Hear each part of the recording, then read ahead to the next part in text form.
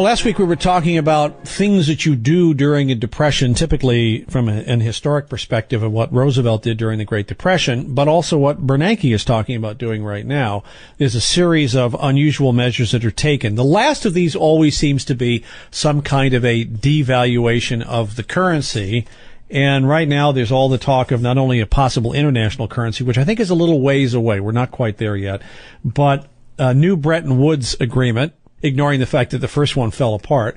But if we have that, what are the potential for devaluation of the dollar and any other related currencies that jump into this basket? Well, if you take a look at it, we've been making the distinction between a recession and a depression. And a depression is a deleveraging process created and brought about by too much debt. And the problem, if you take a look at the G20 that are getting together this weekend in Washington, is all debts are rising around the world. And one of the best ways, and it's not just debt problems that are going bad here in the United States. They've got debt problems in Europe. They've got debt problems in Asia. They've got debt problems in Latin America. So the best way to get rid of debt is devaluation. Now, if we take a look at how Roosevelt came in and fought the Depression, he did four things. One, he created a bank holiday and came back with government guarantees. We already did that. We just raised almost the equivalent of FDIC from 100,000 to 250,000.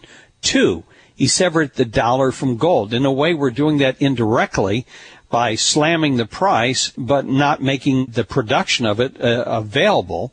And so you've almost had a severing of the two purposes of money, a store of value and as used in transactions. So people still need fiat currencies for transactions, but gold and silver are fulfilling their monetary role as a store of value. Three, massive money printing. Oh my goodness, have we seen that? We talked about in earlier part of the program where the Fed's balance sheet just increased by another $200 billion. So the Fed's balance sheet is $2.2 trillion, and it's estimated it'll be $3 trillion by the end of the year. The fourth thing, and this is very effective in getting rid of debt, is devaluation. And that was something that Roosevelt did in 1933 with Executive Order 6102, where he not only confiscated gold, but he raised the price of gold by 69.3%, effectively kickstarting asset reflation. And it worked. You can take a look at charts of the economy, the CRB, and it worked for about 4 years until he raised tax rates to 80%, another dumb move. Only this time, it won't be just the U.S., because remember, other countries are in the same boat. The world is too interconnected today. So instead of the world's leading countries, I think, could propose simultaneously universal currency devaluation. And in that case, what would happen is gold would be revalued overnight and currencies would be devalued overnight. So there's two ways that they're either going to do this. And dollar devaluation is coming, folks. That's step number 4. We've seen 3 out of the 4. And up until this point, we still have some problems. They're not getting enough. There's still too much debt out there, so you got to make that debt worth less. And one of the best ways to do it effectively and almost do it very quickly is devaluation of the currency. And, who knows, we could wake up one day and it could be decided on a weekend before the markets even open that the dollar's devalued and all currencies are devalued. And then what we would do is go to some kind of new sort of semi-fixed rate system. And eventually they would like to have a global currency, but I think you're going to do it in stages. You're going to have almost 3 or 4 currency units. You already have the euro, and I think what's coming to North America is the amigo. And then, of course, you get the MISO, and then eventually you would have these 3 currency units, and you'd get the Globo. Who knows what they'll call it, but you're going to have to do it, and you're going to have to revalue gold in the process. And I've seen estimates in terms of what it would mean for the price of gold, anywhere from $5,000 an ounce all the way to over $10,000 an ounce. But you're going to see a devaluation coming. As we mentioned, we've already seen 3 of these 4 steps take place.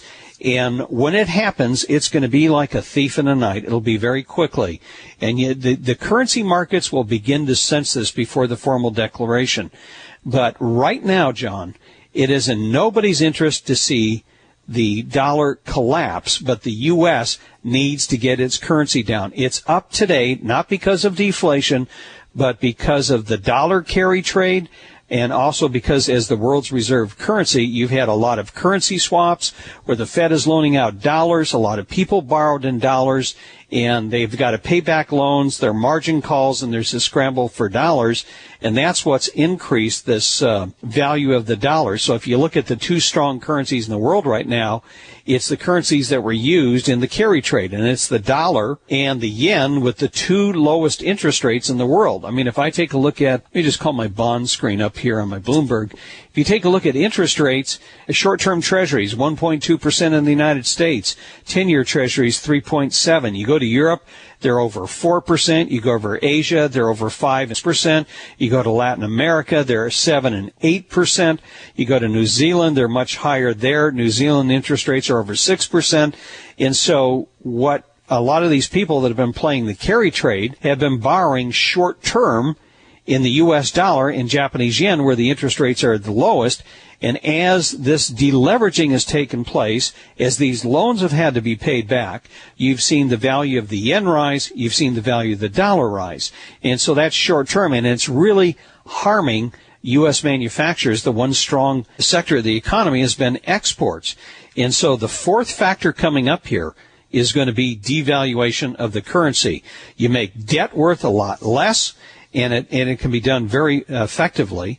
Now, they're going to have to sell this to people, but it is coming. And I don't know if it comes in stages, if it comes gradually, but this is what's coming next, and it's going to be the ultimate way of fighting any deflationary effects that would come from contracting debt. Right now, they're printing the money faster than debt is contracting, and it's still keeping prices on things you need still up. I mean, I commented, I'm always amazed, John, and I don't know if you've seen this, how the packages are getting smaller in the store. I've even seen with canned soft drinks now that they've got half sizes that are very expensive. The packages for cheese are getting smaller. The dog food bags are getting smaller. The cereal's getting smaller. So you're already seeing this take place right now, but the next factor that's going to hit the market, and this is the one I think most people are going to be caught unaware of, is going to be devaluation of the currency.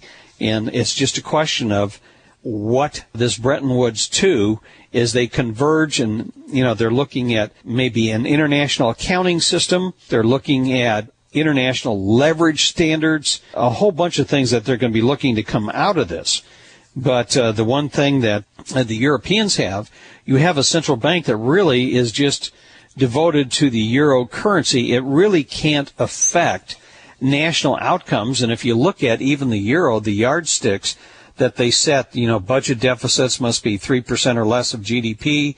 Inflation rates have to be under a certain level. They've exceeded, just about every country has exceeded those limits. So those bands are becoming a joke. But when it comes down to economic problems, the individual countries, the power to do things economically is still back at the individual country level and not at some in Brussels or the ECB, because they have very limited power. So they still want a global system tied to the dollar because the euro can't replace it, the yuan can't replace it, and the yen can't replace it. But it's going to have to be a devalued dollar. And if they devalue the dollar, they're also going to devalue other currencies as well because it's in their best interest to do so. Okay, let's ask the obvious question that people typically do in this case. When we do a devaluation, how does that affect what's going on inside of our currency? How will we feel it in prices or anything, or virtually no change with inside the closed economy here? Well, one thing, you would get immediate asset revaluation. You would make assets worth more immediately. The things that we import in this country and would also go up immediately too. So you would see it in higher costs, but one way to stop this asset deflation is devaluation, because that's exactly what happened in Germany, and it's happened in Argentina. Immediately assets get revalued in nominal terms to make up for the lower purchasing power of the currency unit.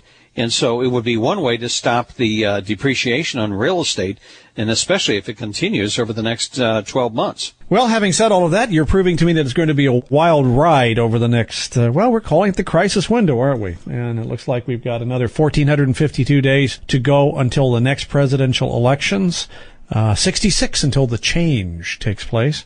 And we'll see whether or not by the time we get to the end of this crisis window, how the voters feel about everything.